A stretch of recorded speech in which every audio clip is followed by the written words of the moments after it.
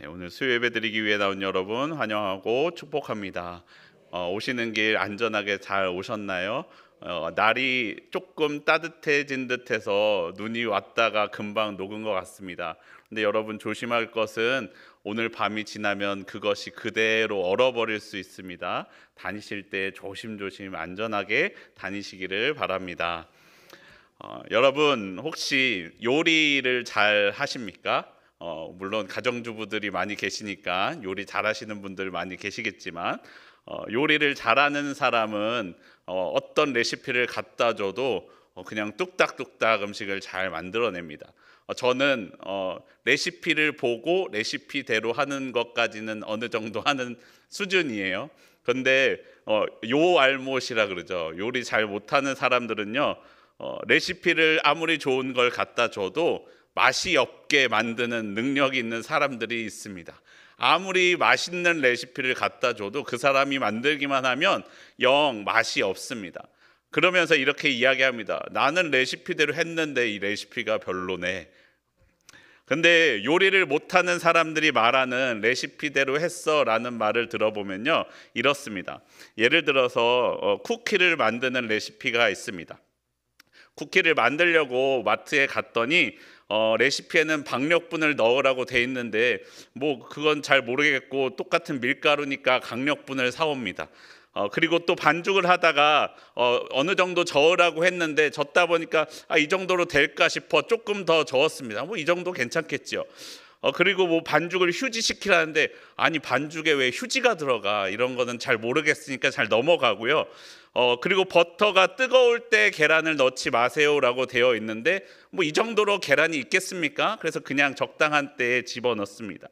오븐은 180도로 예열하고 15분간 구우라고 되어 있지만 우리 집은 전기 오븐이니까 예열 안 해도 되겠지 하고 전기를 꽂고 바로 구워버립니다. 15분 구워봤는데 파는 거랑 모양이 좀 다른 것 같아요. 그럼 조금 더 구워볼까 하고 한 10분 정도를 더 구웠습니다.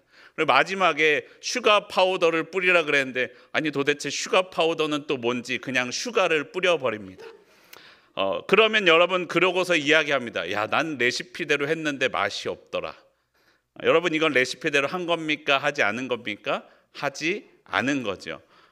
이 요리는 더 이상 레시피의 작성자가 의도하고자 했던 맛을 낼 수 없는 요리가 되어버립니다. 왜냐하면 요리하는 사람이 거듭 자기 마음대로 판단하고 결정했기 때문입니다.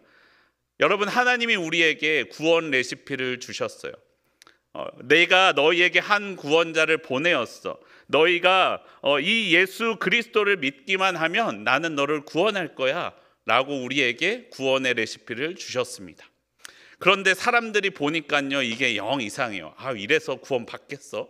야, 이렇게 구원을 받는다는 게 가능하냐? 그래서 구원을 받지 못할 것만 같은 마음이 내게 있어요. 저쪽 사람들을 보니까 규정들도 많고 그것들을 지키기 위해 애쓰는 참 신실해 보이는 모습들이 보입니다. 와, 저거 보면 야, 저렇게 하면 진짜 구원을 이룰 수 있을 것만 같아 보입니다. 여러분, 갈라디아서 본문을 보시면요, 갈라디아서 본문에서 거듭 말씀하고 있는 율법주의자들이라고 나오는 사람들은요, 예수님을 부정하는 사람들이 아니었습니다. 예수님은 없어, 야, 예수님이 부활한 거는 아니야, 예수님이 십자가에 달려 죽으시지 않으셨어 라고 부정하는 사람들이 아니었습니다. 그들도 예수님을 이야기하고 예수님의 십자가를 이야기하고 예수님의 구원을 이야기합니다.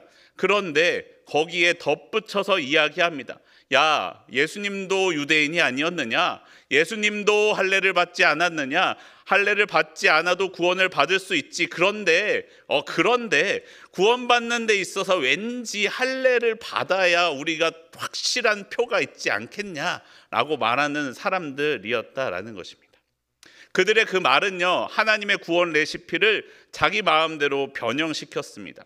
하나님께서 우리에게 주신 복음이신 우리 주 예수 그리스도를 믿는 믿음만으로 하나님은 나를 구원하고자 하셨는데 그들은 그것을 무너뜨렸다라는 것입니다. 그래서 사도 바울은 이야기합니다. 너희가 만일 할례를 받으면 그리스도께서 너희에게 아무 유익이 없으리라. 여러분, 할례라는 행위 자체가 구원을 가로막는 것이 아닙니다. 말씀드린 것처럼 예수님도 할례를 받으셨고 사도 바울도 할례를 받았습니다. 사실 할례는 구원에 있어서 아무런 영향을 미치지 않습니다. 할례를 받았다고 구원을 받지 못한다면 이방인들이 사람들을 잡아다가 다 할례를 행하지 않았겠습니까? 구원 못 받게 하려고요. 하지만 구원의 방편으로서, 이것을 받으면 구원을 받을 수 있는 그 구원의 방편으로서 할례를 받는다라는 것은 이야기가 달라집니다. 할례로서 내가 구원을 이루는 데 있어서 조금이라도 영향을 미칠 수 있다라고 믿으면서 할례를 받는다면 다른 이야기다라는 거예요. 하나님의 구원 레시피가 아니다라는 거예요. 그렇게 구원을 받는 것은 율법을 행하는 것과 같은 삶이고, 구원의 방편으로서 할례를 행하는 사람은 다시 말하면 모든 율법을 지켜야만 하는 사람이 되는 것과 같다라고 사도 바울이 말씀합니다. 사랑하는 성도 여러분, 우리가 하나님의 구원을 받아 누리는 삶이 되기를 소원합니다. 세상 사람들은요, 끊임없이 나를 보게 합니다. 야, 너 그렇게 해서 구원 받겠어? 너 같은 게 무슨 구원받은 사람이냐? 라며 나의 모습을 보게 합니다. 구원을 위해서 내가 해야 할 어떤 것들이 있다고 이야기합니다. 마치 그런 행위들이 내가 구원을 이루어가는 데 있어서 필요한 것들, 필수 불가결한 것인 것처럼 생각하게 만듭니다. 그러나 그 어떤 것도 그것은 하나님이 내게 주신 구원의 방편이 아니었습니다. 오직 예수 그리스도를 믿는 믿음, 그 외에는 어떤 것도 하나님이 나를 구원하시는 데 있어서 능력을 발휘할 수 있는 것은 없습니다. 우리가 그 하나님의 구원을 받아 누리기를 바랍니다. 오직 하나님의 구원으로 살아가는 저와 여러분의 삶이 되기를 소원합니다. 그런데요, 사실은 우리 마음 가운데 이런 생각 들지 않습니까? 그래도 이 정도는 해야 되지 않겠어? 그리스도인인데 몇 가지 이런 것들은 좀 지켜야 내가 그리스도인이라고 말할 수 있지 않을까? 뭐 힘들면 좀 줄여주고 봐줄 수는 있는데, 야, 그래도 최소한 이 정도는 지켜야지라고 하고 하나님을 믿는다라고 말할 수 있는 것들을 이 정도는 정해줘야 되지 않겠어라고 생각하시지 않습니까? 저는 그런 것 같아요. 마음 한켠에 야, 그래도 그리스도인이라고 말하려면 이 정도는 해야지 라는 것들이 한두 가지, 아니 사실은 여러 가지 있고는 합니다. 여러분, 다른 종교들이 말하는 구원의 의무들을 보면 알 수 있지 않습니까? 시간을 정해서 기도를 한다거나, 어떤 가르침을 깊이 배워야 한다거나, 아니면 특정한 장소를 방문해야 한다라는 것처럼 말입니다. 이것을 모두 다 지킨다라거나 아니면 난이도가 너무 높은 것은 못한다고 할지라도 우리가 구원을 받기 위해서는 우리가 이런 것들을 행하는 것이, 지키는 것이 몇 가지는 필요하지 않을까요? 그런데 사도 바울은 말씀하기를 단 하나도 안 된다라고 말씀합니다. 그것은 성경의 가르침이 아니다라고 우리에게 가르쳐 줍니다. 사도 바울이 하나님께서 주신 구원의 방법 외에는 단 한 개도 안 된다라고 말하고 있는 이유는, 먼저는 앞서 본 것처럼 하나님께서 우리에게 그렇게 주시지 않았기 때문입니다. 그리고 두 번째로는 그 하나로부터 내 삶의 모든 율법이 곧 구원의 규례로서, 구원을 위해 지켜야 할 것으로서 내 삶의 의무로서 들어오게 되어 있기 때문이다라고 말씀합니다. 사도 바울은요, 구원에 있어서 구원을 표현할 때 구원을 향하여 가는 우리의 삶을 달리기로서, 다름질로서 표현을 하기를 좋아하였습니다. 너희가 다름질을 잘 하더니 누가 너희를 막아 진리를 순종하지 못하게 하느냐라고 묻고 있습니다. 여러분, 하나님이 우리에게 주신 구원의 여정이 달리기 경주라면 어떻습니까? 하나님은 우리에게 하나님이 주신 이 트랙에서 출발해서 그냥 꼬린 지점에 들어가기만 하면 구원을 주시겠다라고 말씀하십니다. 아니요, 그냥 너 와서 참가만 해, 그러면 너 구원해 줄게 라고 하나님께서 우리에게 말씀하십니다. 구원의 상품을 주겠다라고 하나님이 선언하셨습니다. 그런데 여러분, 우리가 달리기를 해보면 그렇잖아요. 그냥 달리면 재미있습니까? 없습니까? 재미없죠. 옆에 누가 같이 뛰어주고 경쟁도 하고 해야 재밌잖아요. 그리고 그냥 뛰다 보니까 별로 이 스릴이 없어요. 그럼 어떻게 해요? 뒤에서 큰 공이 하나 굴러오는 건 어떨까? 그 공에 맞지 않기 위해 열심히 달리면 어떨까? 평지를 그냥 걸으면 재미없으니까 조그만 물 웅덩이 하나쯤 있어도 되지 않을까? 아니면 언덕도 하나 있고 이 돌아가는 막대기도 하나쯤 있으면 어떨까? 그럼 처음에는 그냥 달리기만 하면 되었던, 그냥 걸어가도 골인 할 수 있었던 그 경주가 이제는 우리 예전에 했던 출발 드림팀과 같은 경기가 되어 버리는 것입니다. 여러분, 그렇게 하는 이유가 무엇입니까? 그런 규칙들을 추가하는 이유가 무엇입니까? 누군가가 더 빠르고 혹은 더 느리고, 누군가가 더 잘하고 혹은 못하고, 이것들을 판별하고자 함이 아니겠습니까? 그러면 그때부터 무엇이 생겨납니까? 사람들 간에 더 잘함과 못함, 높음과 낮음, 우열이 생겨나게 됩니다. 누가 실수를 몇 번이나 했느냐, 누가 잘못을 몇 번이나 했느냐, 누가 몇 번 빠졌고 누가 몇 번 넘어졌느냐, 누가 먼저 들어왔고 누가 늦게 들어왔느냐에 따라서 구원에 있어서 우열이 생겨난다라는 것입니다. 하나님은 우리에게 그렇게 구원해 주시지 않았습니다. 구원에 있어서 먼저와 나중 우열을 가리는 것은 우리를 부르신 하나님으로부터 온 것이 아니다라고 말씀합니다. 예수님은 오히려 우리에게 말씀하시기를 구원에 있어서 순서 없음과 우열이 없음을, 오히려 먼저 된 자가 나중되고 나중된 자가 먼저 됨을 우리에게 강조하며 말씀해 주십니다. 그런데 우리가 어떠한 구원에 있어서 규칙 같은 하나를 허용하게 된다면 그것이 아주 사소한 것일지라도 모든 것이 그러한 우열을 가리는 것으로 오염되게 된다라는 것입니다. 비유하고 있는 것처럼 적은 누룩이 온 덩이에 퍼지는 것처럼 말입니다. 율법주의자들이 할례를 행해야 된다라고 말했던 것은, 율법의 조항들도 지켜야 한다라고 말하는 것은 사람들을 사랑하고 섬겨주기 위함이 아니었습니다. 그들은 율법 조항을 잘 알고 지켜왔던 사람들이었습니다. 내가 해왔던 것을 너희도 해야 된다라고 말하는 것입니다. 그들이 그것을 주장하는 동기는 사랑이 아니었다라는 것입니다. 만약에 말입니다, 여러분, 율법주의자들이 그 율법을 지켜야 된다라고 말하는 것이 사랑이었다면 어떻게 말했을까요? 사람들 중에 예수님을 믿으려고 하는데 도무지 믿어지지 않는 사람이 있으니 그 사람은 그 하나님이 주신 율법의 행위를 지키는 것만으로도 구원해 주시면 어떻겠습니까? 라고 하나님께 간절히 기도하였다면 하나님이 어떻게 응답해 주셨을까요? 달랐을지도 모른다라는 거예요. 아브라함이 롯과 소돔과 고모라의 구원을 위하여 기도했던 때를 생각해 보십시오. 숫자를 점점 더 줄여가면서 그 구원을 요청했던 것은 무엇 때문입니까? 그 땅을 사랑하고 롯을 사랑했기 때문에, 그럼에도 불구하고 하나님께서 끊임없이 자신의 뜻을 늦추시면서 그래도 구원해 주시겠다라고 말씀하시지 않았습니까? 그런데 율법주의자들, 사람의 마음은 그렇지 않다라는 거예요. 그들을 구원하기 위해서 율법을 꺼낸 것이 아니고 그들을 사랑해서 율법을 꺼낸 것이 아니다라는 것이에요. 내가 높음과 내가 더 잘함과 내가 더 나음을, 우열을 가르기 위해서 한 것이다라고 말씀합니다. 사도 바울은 잘 알고 있었어요. 갈라디아 교회 사람들은 다른 사람을 낮추어 보고 자신을 우월하게 여기기 위해서 율법주의자들의 말에 넘어간 것이 아니었습니다. 단지 율법주의자들의 말이 율법도 지키는 것이 정말로 하나님께 더 가까이 가고 더 거룩한 삶을 살아가는 것처럼 보이기 때문에 그렇게 행동했다라는 것을 사도 바울은 알고 있었습니다. 그래서 사도 바울은 갈라디아 교회에 편지를 쓰고 갈라디아 교회 사람들에게 말하기를 그들을 비난하며 이야기한 것이 아닙니다. 바른 가르침을 가르쳐 주고자 했던 것입니다. 그들이 잘못된 길로 빠지는 것이 안타까워 소리치고 있는 것입니다. 그러한 순수한 신앙을 가진 갈라디아 교회 사람들을 미혹하는 율법주의자들을 향하여는 하나님의 심판이 있을 것을 강하게 선포하며 말씀합니다. 사랑하는 성도 여러분, 여러분의 생각은 어떠십니까?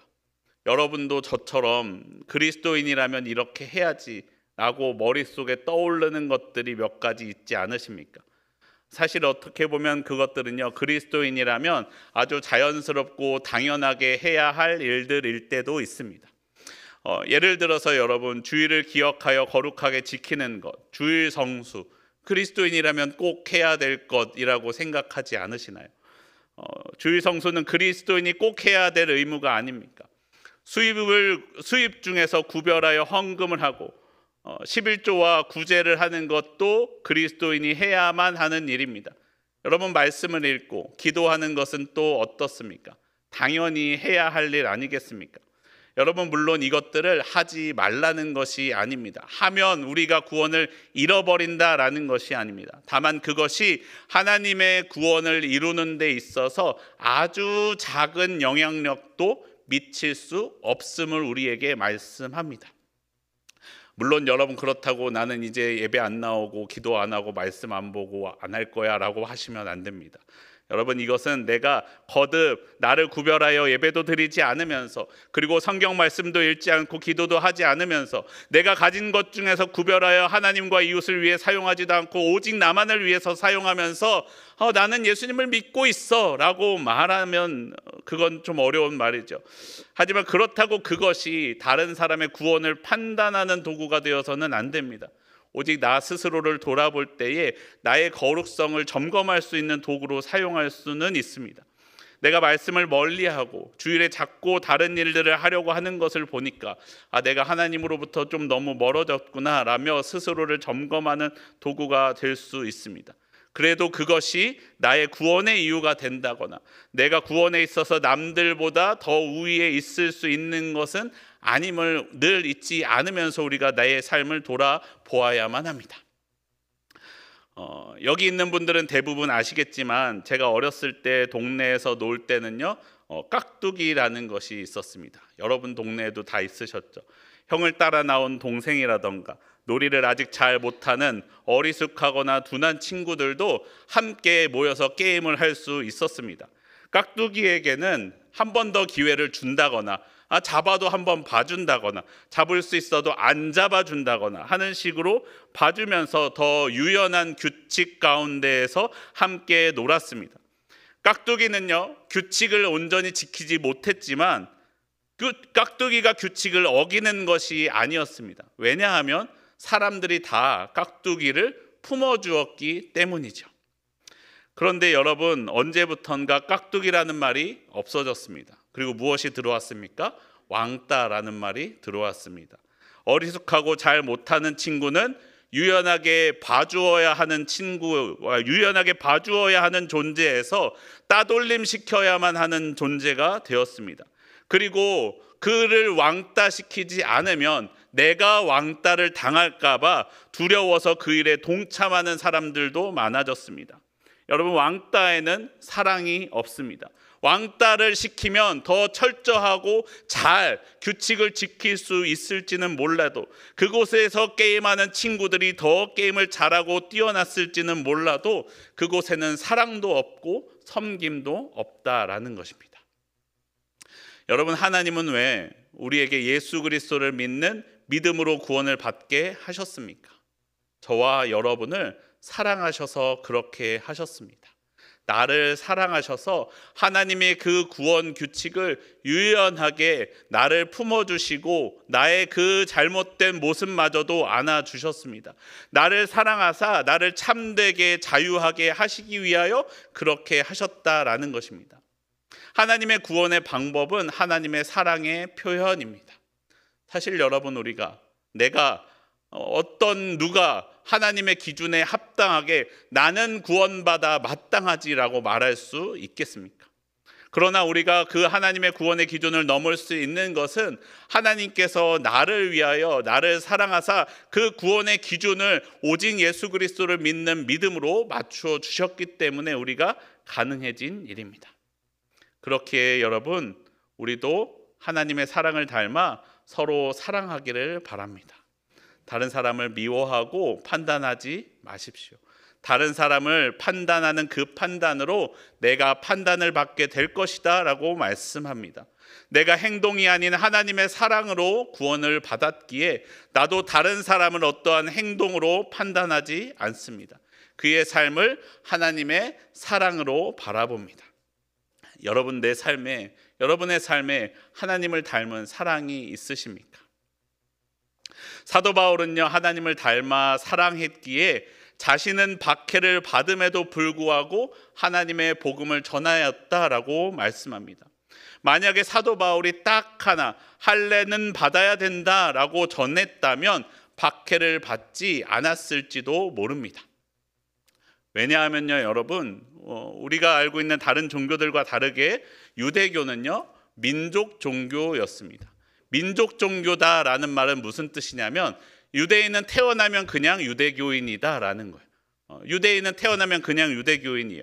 때문에 유대교 안에서도 많은 분파들이 있었습니다. 어떤 사람들은 모세오경만 믿는 사람도 있고, 어떤 사람은 구약성경 전체를 믿는 사람도 있고, 어떤 사람들은 구약성경에 주석을 달아놓은 장로들의 지침까지도 다 지켜야 된다라고 말하는 사람들이 있었습니다.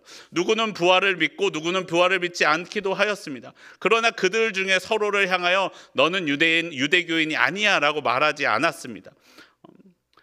하지만 사도 바울은 그곳에서 만약에 그래도 할례는 받아야 된다라는 최소한의 규례를 정하여 선포했다면 사도 바울이 가르쳤던 예수님에 대한 가르침도 그저 그런 유대교 종파 중에 하나로서 나누어져서 끝났을지도 모릅니다. 유대인들로부터도 그래 그냥 너는 조금 특이한 생각을 가지고 있구나라는 것에서 그쳤을지도 모릅니다. 하지만 사도 바울은 할례가 그리고 우리의 혈통이 구원과 아무런 상관이 없음을 선포합니다. 오직 예수 그리스도를 믿는 것만이, 예수 그리스도의 십자가만이 구원의 길임을 전하였다라는 것입니다. 하나님이 주시는 구원의 길이 유대인에게는 거리끼는 것이고 이방인에게는 미련한 것이라고 할지라도, 그것 때문에 자신이 박해받을지라도 사도 바울은 그것을 감내하였습니다. 왜요? 사도 바울은 자신이 받은 그 자유함으로 다른 이들보다 높아지는 길이 아니라 고난받고 섬기는 일을 선택했기 때문입니다. 사도 바울은 그래서 강조하면서 이야기합니다. 여러분이 서로 물고 먹으면 멸망할 뿐입니다. 그것을 잊지 마십시오. 로마서 2장 1절에선 이렇게 말씀합니다. 그러므로 남을 판단하는 사람아, 누구를 막론하고 내가 핑계하지 못할 것은 남을 판단하는 것으로 내가 너를 정죄함이니 판단하는 내가 같은 일을 행함이니라 라고 말씀합니다. 내가 다른 사람의 구원을 판단하게 되면 그의 구원으로 내 구원을 판단받게, 그 판단함으로 내 구원을 판단받게 된다라는 것입니다. 결론적으로 다시 돌아보면요, 그리스도인은 율법의 모든 항목을 행해야 할 의무에서 해방되었습니다. 하지만 오늘의 본문의 단락을 마무리하면서 사도 바울은 말하기를 뭐라고 이야기하냐면 사랑으로서 서로 종노릇 하십시오라고 말씀합니다. 서로 사랑하는 것이 너희의 삶에서 이루어지게 하십시오라고 마치 이전의 율법이 아닌 다른 율법을 주는 것처럼 이야기합니다. 그럼 사랑하는 것을 지켜야만 하는 존재가 되지 않았습니까? 사랑하는 율법이 생기지 않았습니까? 더 이상 율법이 내 구원의 기준이 아닙니다. 어떠한 법을 행함으로써 구원을 얻을 수는 없습니다. 하지만 더 큰 법이 나를 얽매게 되었는데 바로 하나님의 마음에 합하게 사랑하는 것, 그것이 우리 가운데 새로운 법으로 주어졌다라는 것입니다. 이게 율법을 그래서 지키라는 거냐 말라는 거냐, 이것에 대해서 팀 켈러 목사님은 이것을요 거짓말로 예를 들어서 설명합니다. 구원의 수단으로서 정직하게 하려는 사람, 내가 구원받기 위하여 거짓말을 하지 않는 사람은 혹시나 어쩌다가 거짓을 말하게 되면 암담해집니다. 이제 그는 구원에서 끊어졌습니다. 하지만 우리는 거짓말을 해도 정죄당하지 않을 것을 믿고 있습니다. 여러분, 거짓말해도 여러분이 구원받는데 아무런 문제가 되지 않습니다. 그러면 여러분 실컷 거짓말하고 다니시겠습니까? 그렇지 않겠죠. 왜냐하면 우리가 거짓말을 하는 이유는 무엇입니까? 내가 거짓을 말함으로써 다른 것을 얻고자 함이 아닙니까? 다른 것을 더 얻고 다른 것을 더 누리고 하고 더 소중한 것을 잃어버리고 싶지 않아서 우리는 거짓을 말합니다. 그러나 여러분, 하나님의 복음, 하나님 밖에 그런 것들이 더 소중해지지 않았기 때문에 우리는 더 이상 거짓말을 할 이유가 없어진 것뿐입니다. 그래서 우리는 거짓말을 하지 않습니다.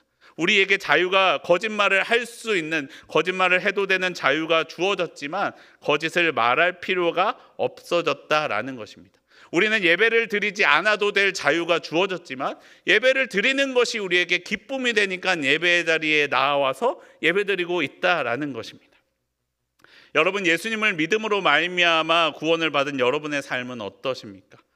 내가 행하는 거룩한 행위들이, 예배와 찬양과 기도가 내가 구원을 이루어 가기 위한 수단이십니까? 아니면 내 안에 가득한, 내게 베풀어 주신 하나님의 구원의 은혜로 말미암은 기쁨의 표현입니까?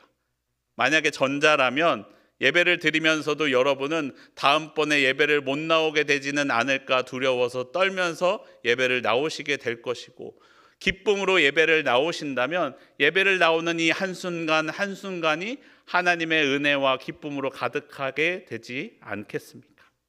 사랑하는 성도 여러분, 오늘 우리의 삶 가운데 하나님과 함께하는 기쁨이 가득한 저와 여러분의 삶이 되기를 소원합니다. 두려움 가운데 떨면서 이루어가는 선행과 구원의 삶이 아니라 나와 함께 하시고 나를 기뻐하시는 하나님의 구원의 능력이 내 안에 가득하여서 기쁨으로 찬양하고 기쁨으로 예배하고 기쁨으로 기도하고 기쁨으로 말씀 읽는 저와 여러분의 삶이 되기를 소원합니다. 우리 함께 찬양하고 기도하겠습니다.